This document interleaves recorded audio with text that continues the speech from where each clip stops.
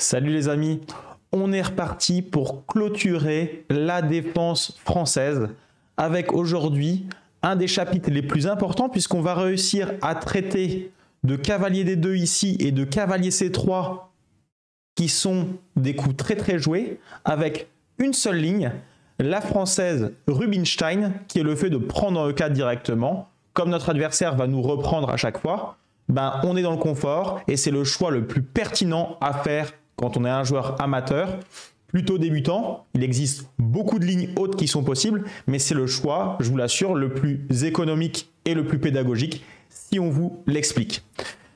On va démarrer tout de suite cette vidéo. Avant toute chose, n'hésitez pas à vous abonner à la chaîne parce que ça vous apprendra beaucoup et vous aurez les notifications. Sachez que je publie beaucoup maintenant sur YouTube, donc n'hésitez pas à activer aussi la petite cloche. Allez, on est parti pour cette partie pédagogique. Alors, c'est même ces parties pédagogiques, puisque je vous l'ai dit, j'aime bien fonctionner avec des recueils de parties d'élèves.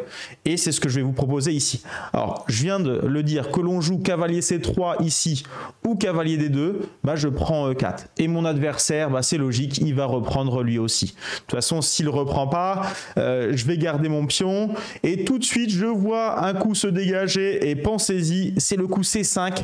Pour agresser le pion central, ça c'est un des coups de base dans la défense française. Attention, je vois des fois des joueurs qui font C5 tout content d'eux dans cette position en disant ouais j'agresse le centre directement. Sur cavalier C3 c'est déjà une faute et on est déjà mal. Après la séquence pion prend D5 en plein milieu, pion prend D5, j'ai pas trop le choix. Et D prend C5, je me retrouve avec ce pion-là attaqué. Et sur D4, mon adversaire peut jouer cavalier E4 en prime avec la défense de ce pion-là. C'est déjà une très mauvaise position. Donc attention, pour l'instant, je reviens position de base de la défense française. Vous savez comment on est arrivé là. Normalement, vous avez vu mes autres vidéos pédagogiques. Si vous ne les avez pas vues, je vous les mets en description. Comme ça, vous serez tranquille. Mais elles sont aussi à voir. Je rappelle que dans chaque partie pédagogique, chaque vidéo, je traite finalement d'un chapitre à chaque fois. Il y en a 3 gros chapitres sur la défense française. C'est normal que je fasse 3 vidéos. Donc allez les voir, n'hésitez pas. Donc position de base, ok, je reprends le centre, je viens de jouer D5. Mon adversaire me fait cavalier C3 ou cavalier D2. Cavalier D2, on appelle ça la tarache. Cavalier C3, ça ne porte pas de nom, mais sachez que de toute façon, dans ces positions-là, dès que vous jouez D prend E4, ça porte le nom de française Rubinstein. Ok, donc D prend E4, cavalier prend E4, et là, je vous le promets, c'est le seul coup un petit peu difficile de la française Rubinstein. Je vais réussir à le vulgariser, je vais réussir à vous l'expliquer, mais c'est vrai qu'il n'était pas facile à trouver instinctivement. Là, je ne peux déjà plus attaquer le centre avec C5. Vous voyez, le contrôle de la case C5 est trop important avec les pièces blanches. Donc, ça ne va pas, cette poussée. Donc, je pars sur autre chose. J'ai envie de jouer cavalier F6. Je vous le rappelle, généralement, on développe plutôt en premier ses cavaliers. Ça, c'est la logique parce qu'un fou, c'est plus souple. Il a généralement plus de cases. Et les cavaliers, ils ont les cases naturelles F6 et C6 d'habitude. Je fais cavalier F6. Pourquoi? Parce que la priorité va au petit roc, puisque je n'ai que 2 pièces à développer. Et en plus, le coup cavalier C6, comme je vous l'ai indiqué, même si c'est case naturelle, j'aimerais bien jouer C5 pour attaquer le centre et cavalier C6. Comme j'ai dit, pour le moment, ce n'est pas possible. Donc, ok, j'envoie le coup un petit peu incroyable, cavalier D7. Pour faire cavalier F6. Alors, vous allez me dire, mais il voulait nous faire cavalier F6, pourquoi il ne l'a pas fait directement? Je ne peux pas, en fait. Si je le fais directement, mon adversaire peut me prendre. Et qu'est-ce qui se passe? Soit je détruis mon roc en faisant G prend F6, même si ok, je contrôle le centre, mais je détruis mon roc, donc c'est pas conseillé ici. Soit je prends la dame derrière, je peux vous le montrer, cavalier prend, dame prend, et j'expose ma dame dès le début de partie. Et il y a des pièges directement qui peuvent arriver sur cette dame. Cavalier F3 va être joué déjà. Ce qui n'est pas un piège, c'est qu'il va pouvoir directement l'attaquer. Ok, et si je joue des coups comme H6, je ne respecte pas les principes, si vous voulez, de développement des pièces, ni de contrôle du centre. Du coup, je perds du temps. C'est pas ce que je veux. Et même si je vous montre un piège caractéristique dans cette position, allez, je vais jouer 2 coups. Allez, je vais jouer B6 pour développer mes pièces. C'est pas le meilleur coup, mais bon, ça pourrait être un coup logique. Fou D3, fou B7. Et là, j'ai réussi le jackpot directement dans cette position. Je m'expose à des fou G5. Alors là, ça marcherait pas. C'est peut-être un des cas où fou G5, j'aurais peut-être encore fou prend F3 pour me sauver. Ce que je voulais vous montrer exactement, imaginons que je joue un coup plus neutre comme A6. A6, bon c'est pas génial ce que je fais, là je me prends fou G5 enfermement de dame, et là c'est véritablement, ça sanctionne un mauvais jeu noir. Fou B7 sera encore acceptable. Mais de toute façon, j'ai pas envie de sortir ma dame dès le début, c'est ce que vous devez retenir. Donc qu'est-ce que je fais? J'envoie sur toute autre chose, je vais faire quelque chose de plus conséquent, je vais faire K et D7, qui était un coup difficile à trouver, parce que la case naturelle du cavalier c'est plutôt C6, mais c'est pour faire le coup le plus naturel de la position, à savoir cavalier F6, que je mets mon cavalier en D7. Et je vais pouvoir finalement bien me développer. Oui, l'adversaire va faire cavalier F3, c'est logique. Et quand on joue une Rubinstein, comme je vous l'ai montré avec la prise en E4 dès le début de partie, sur les coups cavalier D2 et cavalier C3 de l'adversaire, on arrive quasiment à coup sûr dans cette position. Les autres choix blancs sont très marginaux, donc vos adversaires vont vous jouer ça, j'en suis quasiment certain. Et vous allez arriver dans cette position avec mon cavalier F6 qui a pu sortir avec l'idée de reprendre naturellement de mon cavalier D7 en F6. Si je fais sauter le verrou E4 en plus, le beau cavalier adverse qui était très bien coté, je pourrais sans doute faire C5, qui est une des idées clés, et je vous la donne directement dans cette position. Ok, alors dans ce type de position, qu'est-ce que les blancs vont faire? Ils ont plusieurs choix ici. Il y a du fou D3, il y a du fou G5, et il y a enfin cavalier prend F6 qui me semble assez logique. Alors, on va commencer par regarder le coup, je dirais, malin, c'est fou G5, parce que c'est assez logique pour vos adversaires d'essayer de vous clouer. Ça paraît malin. Maintenant, c'est pas si sûr que ça soit vraiment le meilleur coup. Je vous explique pourquoi. Dès ce coup fou G5, vous avez la possibilité de faire fou E7 directement. Ça marcherait bien. Et il peut y avoir vous inversez en fait. Avant c'était un clouage, maintenant il peut y avoir des découvertes avec cavalier prend E4. Ça peut être intéressant. Moi, ce que je vous conseille dans cette position, avant de faire le coup fou E7, c'est pas mal de faire le petit H6. Pourquoi? Parce que vraisemblablement, votre adversaire ne va pas avoir envie de donner sa paire de fous. C'est normalement ce qu'il doit éviter de faire. Vous échangez dans ce cas-là. Et il peut même continuer à échanger. D'ailleurs, je vous le montre. Fou prend F6, cavalier prend F6, cavalier prend F6, dame prend F6. Ok, là, votre dame est sortie, mais elle est inattaquable. Donc, il n'y a pas de problème. Vous avez la paire de fous. Vous pouvez sortir votre fou comme ça. Vous allez le mettre là en C6 ou B6, fou B7. Mais attention, hein, si vous faites B6, vous ne prenez pas un des pièges qui est fou B5, échec. Bien connaître une ouverture, c'est aussi connaître les pièges de l'adversaire. Donc, ça, je ne l'avais pas prévu dans le recueil des parties pédagogiques, mais c'est possible que votre adversaire vous fasse sortir la dame, mais là, c'est beaucoup moins grave. Il ne peut pas s'appuyer sur la dame et vous la chasser et gagner du temps sur votre dos, en l'occurrence sur votre dame. Donc ça, pas de problème. Donc, j'aime bien le petit H6 pour casser la souplesse du fou. Comme ça, le fou est envoyé en H4 et il est moins joli en H4 qu'il ne l'est en G5. En G5, c'était OK. Il pouvait avoir des cases de recul et se réorienter sur des diagonales futures ou mettre en place une action de jeu. Là, il n'aura qu'un choix, c'est la case G3, c'est beaucoup plus modeste. Donc, vous avez cassé la souplesse d'une pièce. J'ai aussi fait une vidéo YouTube sur la souplesse des pièces aux échecs dans les débuts. Si vous ne connaissez pas ce concept, allez voir la vidéo. Je vous la mets aussi en description. OK, donc fou H4.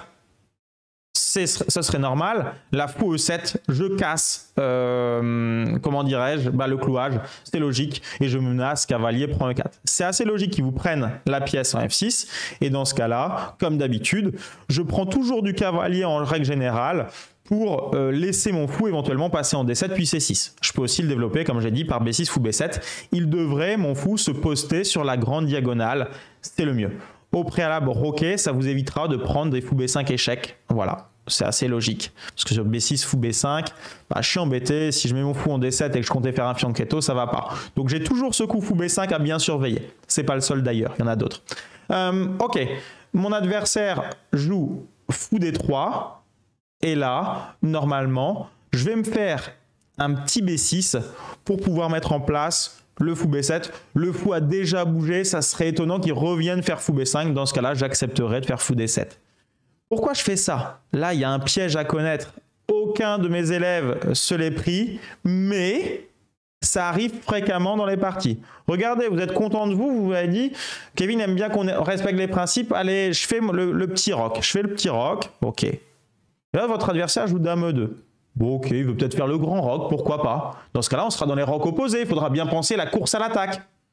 Ou alors, il va faire plus modestement le petit roc. Ça serait aussi possible. Ok, pas de souci. Bon, bah moi, l'urgence de ma position, j'ai bien écouté Kevin. Quelle est la priorité dans la position? Quelle est l'urgence de la position? C'est la phrase clé pour s'orienter. Bah là, je vois mon fou C8 qui est défaillant. Je fais B6. C'est ce qu'il m'a dit. Et là, vous prenez le piège principal de la Rubinstein. Votre adversaire vous fait... Bah, n'hésitez pas à mettre pause et à chercher pour les blancs ici quel est le piège. Et maintenant, je le donne.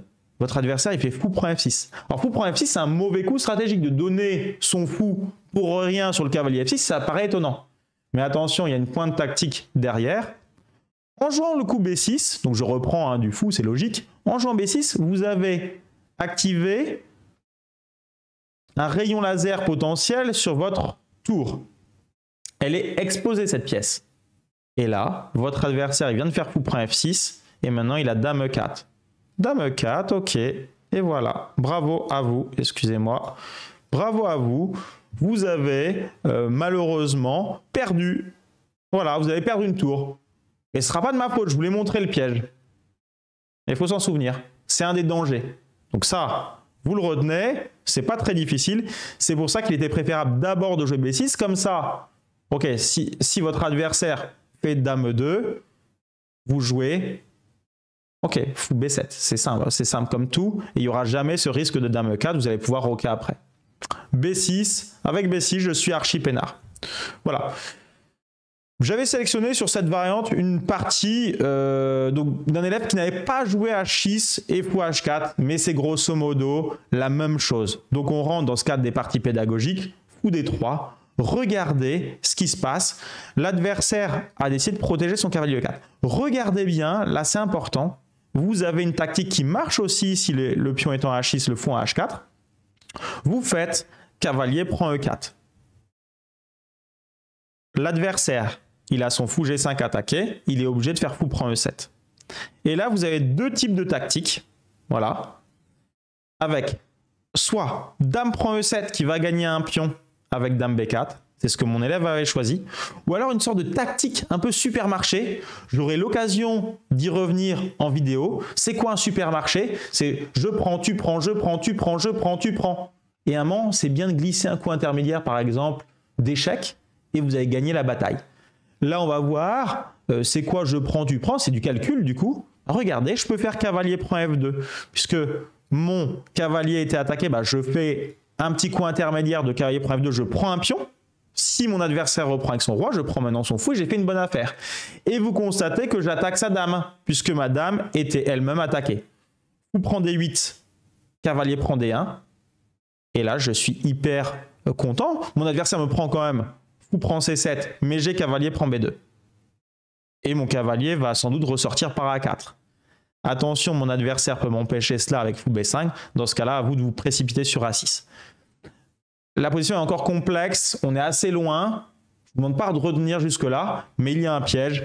Mon élève dans sa partie avait, elle, c'était une jeune fille, joué fou prend E7, Dame prend E7, qui est un peu plus simple. J'avais envie de vous montrer cette histoire de supermarché, là, c'est de la tactique, on va un peu plus loin que l'ouverture. Donc Dame prend E7, très intéressant. Pourquoi? Parce que j'ai Dame B4. Une petite mise en garde quand même, sur Dame B4.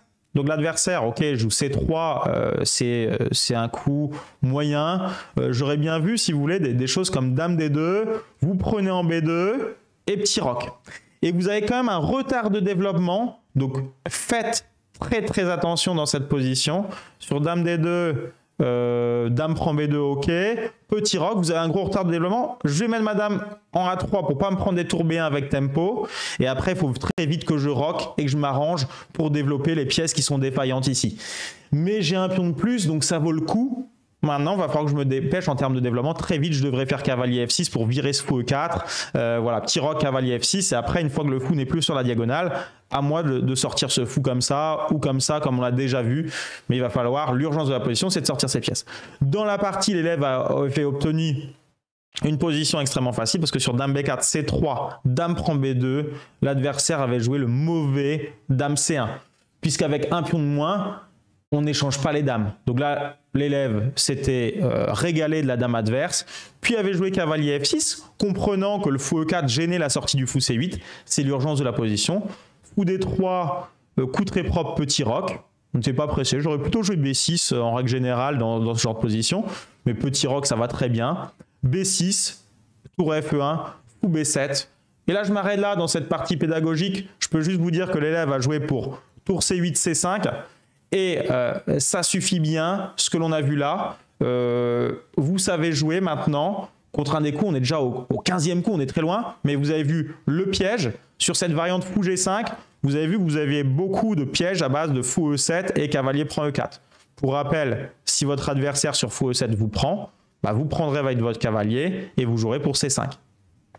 Donc là, on a vu cette position. Alors, c'est la position clé de la Rubinstein, hein, je vous le rappelle. Alors, comment on y arrive? Normalement, vous avez retenu maintenant. Cavalier C3, je prends E4. Pareil sur cavalier 2, je prends E4. Le coup clé difficile à trouver, cavalier D7.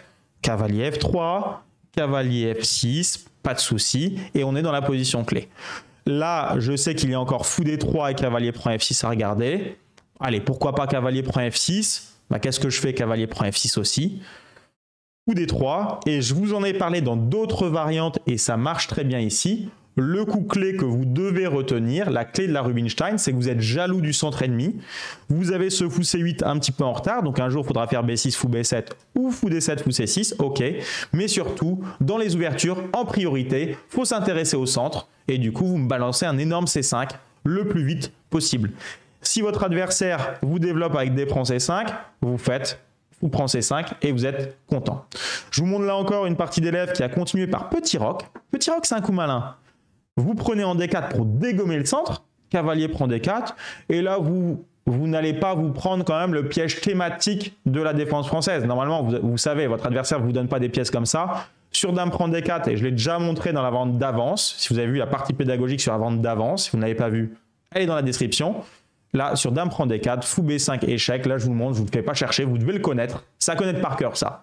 J'aime pas trop le mot par cœur dans les ouvertures, mais les pièges, il faut les connaître sur le bout des doigts. C'est trop dommage de donner la partie à son adversaire. En l'occurrence, là, si vous jouez ça, vous perdez votre dame. Ok, du coup, là, on arrive dans la théorie. Fou C5. Le bon coup, je sors mes pièces en donnant un coup de pied à tempo. Ça, c'est malin. Et là, il y a deux versions, très clairement. Soit votre adversaire fait fou E3... Et attention, hein, fou E3, il y a un rayon laser, vous ne faites pas pigeonner, faites pas petit roc, là, cavalier prend E6, le rayon laser s'active et vous y êtes, ouais, vous perdez la paire de fous et un pion sur un coup. Attention à cette combinaison. Je ne fais pas plus long là-dessus, là, vous reculez juste votre fou en B6 et vous gardez le rayon laser et tout va bien. Prochain coup petit roc, prochainement fou D7 et bientôt fou C6. Pourquoi pas aussi jouer pour E5 pour libérer ce fou C8 sur sa propre diagonale et qu'il puisse sortir par exemple en G4 ou en E6. Voilà. Sur fou C5, dans la partie, il y avait eu cavalier B3. Et là, l'élève s'était trompé et avait joué fou B6 en mimétisme de ce qu'on vient de voir. Quand le cavalier est en D4 et que le fou est en E3, on garde la pression sur le cavalier et le fou adverse. Mais là, sur le coup cavalier B3, c'est un petit peu plus précis de jouer fou D6 pour aller prendre cette grande diagonale sur le pion H2. Donc ça, l'élève l'avait oublié. Donc, je vous montre. Sur dame F3, bon coup des blancs parce qu'il vous contrôle le pion B7 pour que vous ne réussissiez pas à développer votre fou C8. À vous de trouver des solutions. J'aurais pu m'arrêter avant. Vous n'avez pas tout ça à connaître. Mais là, vous allez comprendre aussi ce qui se passe un petit peu après l'ouverture. Bah, j'ai un problème. Alors, je pourrais roquer, c'est un coup correct. Mais le meilleur coup, c'est ici. Dame C7. J'espère que vous y avez pensé. Dame C7, c'est hyper malin. Je défends mon pion B7 et en même temps je mets une pression énorme sur le pion en H2 et du coup je vais pouvoir très prochainement sortir mon fou en D7 et C6 voire fou D7 et autrement E5 aussi, c'est pas mal, voilà, mais fou D7, fou C6 c'est pas mal avec la dame en F3. Voilà ce que l'élève avait raté et ça avait été une petite souffrance cette partie. Sur fou B6 l'adversaire a joué dame F3, coup malin. Et maintenant, dame C7, c'est beaucoup moins malin pour tenir B7 parce que je me prends fou F4. On voit déjà le problème quand on n'est pas précis dans une ouverture. Ben voilà, on peut avoir des problèmes sur un jeu optimum de l'adversaire. C'était pas une grosse faute qu'elle avait fait l'élève, mais c'était une imprécision. Et enfin, je finis là-dessus. Donc là, avantage. Donc retenez fou D6, fou B6, c'est pas tout à fait la même chose. Adaptez le développement à ce qui se passe sur l'échiquier, parce que peut-être que vos adversaires qui sont aussi joueurs amateurs, ben, ils vont aussi faire des développements des fois un peu alambiqués. Et il faudra dans ce cas-là en profiter en choisissant votre développement. Bon, j'ai quasiment fini la démo sur la Rubinstein. Je reviens un petit peu en arrière. Je rappelle que là, on vient de faire cavalier prend F6. On a fait aussi fou G5 dans cette position de base. Vous savez normalement y arriver. Je l'ai montré plusieurs fois. Et il faut maintenant qu'on aille sur un coup comme fou D3 pour voir les petites différences. Ben, dans ce cas-là, regardez, c'est un petit peu le même mécanisme. Cavalier E4, vous prenez, vous échangez les pièces, parce qu'elles sont belles les pièces adverses, et vous les tapez, cavalier F6. Ça c'est logique. L'adversaire ici pourrait jouer fou D3 ou fou G5. La partie que j'avais sélectionnée, il y avait eu G5, d'accord, ok, simple. Et bien qu'est-ce que je balance?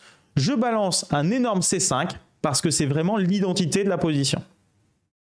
Et sur un coup, comme il y avait eu dans la partie de l'élève en question, donc voilà, là j'avais pris un petit recueil de parties d'une élève qui était entre 1500 et 1700 pour vous donner une idée hein, de son niveau, parce qu'elle a progressé hein, petit à petit, aujourd'hui elle est même 1900, mais voilà, c'est un recueil de parties d'une joueuse amateur.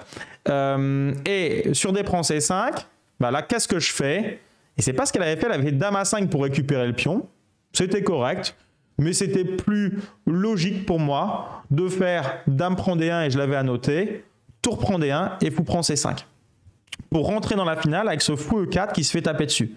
Alors vous allez me dire, et là je finis là-dessus parce qu'on est un peu plus loin que l'ouverture, il y a peut-être fou prend F6. Mais c'est pas grave de se faire casser le roc en finale. Là on est dans ce qu'on appelle une pré-finale. On a 4 pièces, on va considérer qu'à partir de 2 pièces c'est une finale. Voilà, je fais G prend F6. J'ai quand même la paire de fous dans cette situation. Il va falloir que je m'occupe du développement de ce fou C8. Peut-être que je vais faire tour B8, fou D7. Ou alors F5 pour dégager le fou et fou D7, fou C6. Bref, j'ai plusieurs options. Mais mon roi, plutôt que de le mettre en petit roc, je vais décider de le mettre en plein centre avec roi E7, puisqu'il est bien caché derrière une petite cabane, si vous voulez. C'est le but du roc, hein, de le mettre dans un petit château. Là, ce sera une cabane pour aujourd'hui et ça me va très très bien. Voilà ce que je pouvais vous dire autour de la Rubinstein. Là, on a tout vu avec le recueil de parties que j'ai montré. Je n'ai pas montré toutes les parties, sinon ce serait beaucoup trop long. Là, c'est pragmatique. Ça vous montre toutes les idées autour de la Rubinstein. Vous les avez vraiment... là, normalement, c'est clé en main. Donc, amusez-vous maintenant autour de la française et vous allez progresser pas à pas. Pour moi, c'est la meilleure ouverture pour les joueurs amateurs. J'espère que cette vidéo vous a plu. Si elle vous a plu, n'hésitez pas à liker, suivre la chaîne, et éventuellement venir me voir sur Twitch puisque je suis en stream 5 jours par semaine. Je vous dis à très bientôt pour une autre vidéo. Salut, bye bye.